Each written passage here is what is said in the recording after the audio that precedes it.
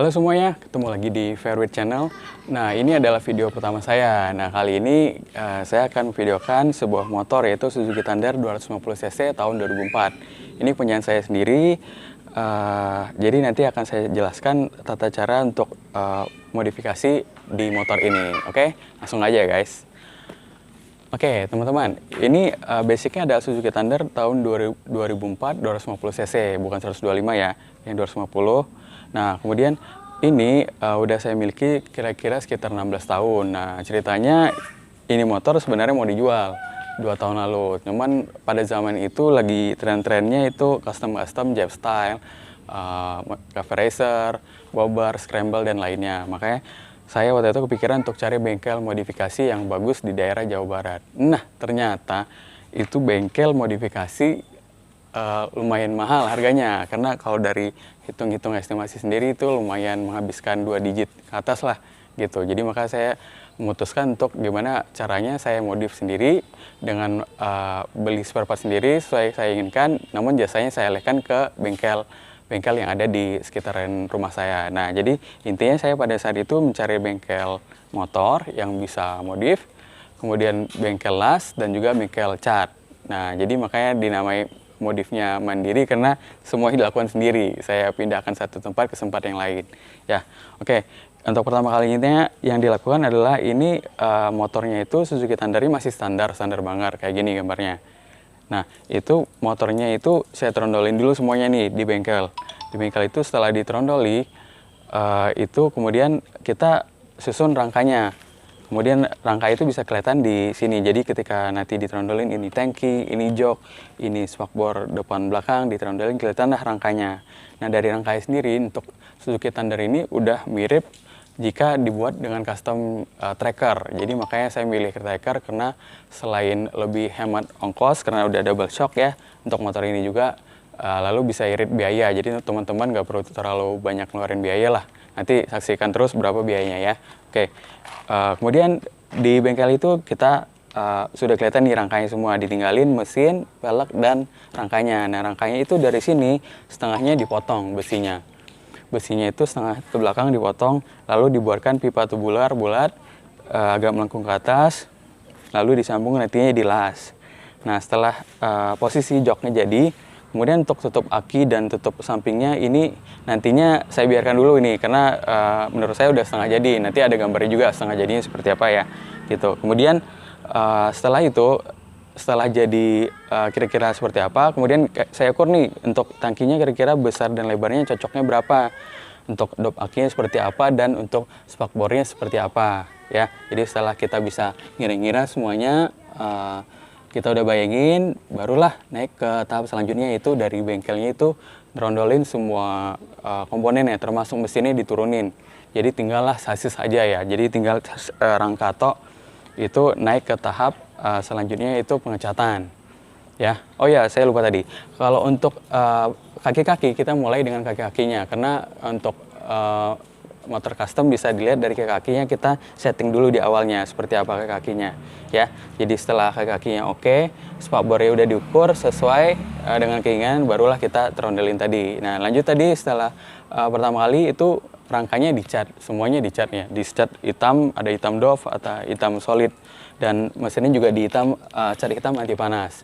Kemudian setelah dicat semuanya, barulah kembali dirakit lagi. Nah, ini si mesin dinaikin lagi, sisailah semuanya ini. Nah, kemudian untuk yang dikerjakan oleh bengkel motornya apa aja nih gitu. Jadi bengkel motor itu tugasnya nanti trondolin motor semuanya, kemudian ngurus-ngurus kelistrikannya, kemudian juga masang kembali komponen spare part segala macam. Nah, untuk bengkel las tadi yang saya jelaskan, dia mengelas rangkanya itu, rangka di sini dilas, kemudian bagian-bagian titik-titik bracket-bracketnya juga dilas, kemudian dan juga knalpot. Yang ini untuk paket hematnya saya pakai knalpotnya, pipanya silencernya standar, pipanya standar, tapi silencernya saya ganti dengan M4 yang stainless steel ya gitu. Jadi tugasnya bengkel sebenarnya berpindah-pindah dari bengkelnya motor, bengkel las, dan juga bengkel catnya gitu. Nah, sibuknya sih di sini ya kalau untuk kita sendiri mau modif sendiri dan hemat budget, karena lumayan hemat budgetnya. Nanti akan saya beritahu detailnya gitu. Oke. Kemudian lanjut selanjutnya itu kita beli part-partnya itu beli secara online ya. Jadi semua rata-rata di Tokped, Bukalapak, dan Shopee udah ada yang jual-jual spare part ini semua. Di tahun 2018 itu udah ada lengkap juga lumayan. Jadi yang saya beli antara lain itu ada tangki, cover aki, ini knalpot, ya, spakbornya juga, lampu sen, lampu belakang, diamond, shock breakernya kayak Bazeto ukuran 340. Kemudian, oh ya sorry, ini velg Rossi dan dengan ban street enduro, ya, juga dibeli.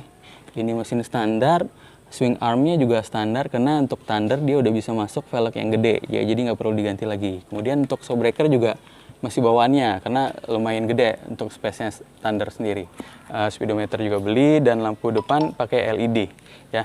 Lampu depan ini pakai LED, jadi dibuatkan sama bengkel las, dibuatkan batoknya, kemudian ininya dari saya nih. Nah, oke, untuk speedometer, stangnya pakai Yamaha Bison, ya. Untuk hand gripnya Kitako, spionnya Highsider, dan sisanya ya seperti tutup angke dan pretil lainnya kita beli di online saja, ya. Gitu. Jadi kalau dihitung-hitung itu untuk pengeluaran biaya spare peralatan yang saya beli secara online itu lumayan irit ya, karena jatuhnya kira-kira keseluruhan kira-kira 5 juta lah. 5 juta itu dapat semuanya. Nah, kemudian kalau saya total itu untuk dari jasanya, mulai dari bengkel, jasanya nurunin mesin, kemudian ada jasa bengkel las, jasa cat, dan keseluruhan kelistrikan dan lainnya dibenerin lagi buat dudukan segala macam, itu kira-kira di 5 juta sampai 6 juta. Jadi total 11 jutaan lah pengeluaran yang saya lakukan untuk modifikasi seperti ini nih. Gimana? Lumayan kan? Untuk motor yang udah tua tahunnya tapi masih bisa kelihatan kayak gini, bisa tampil keren tanpa harus malu tahunnya lama ya. Gitu. Karena kalau kebanyakan di luar itu menggunakan Scorpio, cuman kelebihan di Thunder itu di sini knalpotnya ada pipanya ada 2 walaupun 1 silinder ya, jadi kelihatan lebih garang, lebih maco. Mesin ini pun lebih besar ya dari dimensinya gitu. Kemudian ya itu tadi, kalau cek suaranya lumayan oke lah gitu untuk skalasi Thunder 250 gitu. Nah, jadi teman-teman, kalau bagi yang mau modifikasi siapkan waktu ya, yang pastinya Anda harus ngorbanin waktu, karena dengan modifikasi mandiri ini ya kita harus siap kesana bolak-balik kesana kemari untuk ke bengkel las, bengkel cat, bengkel ini. Tapi dibalik itu hasil semuanya ya jeripainya.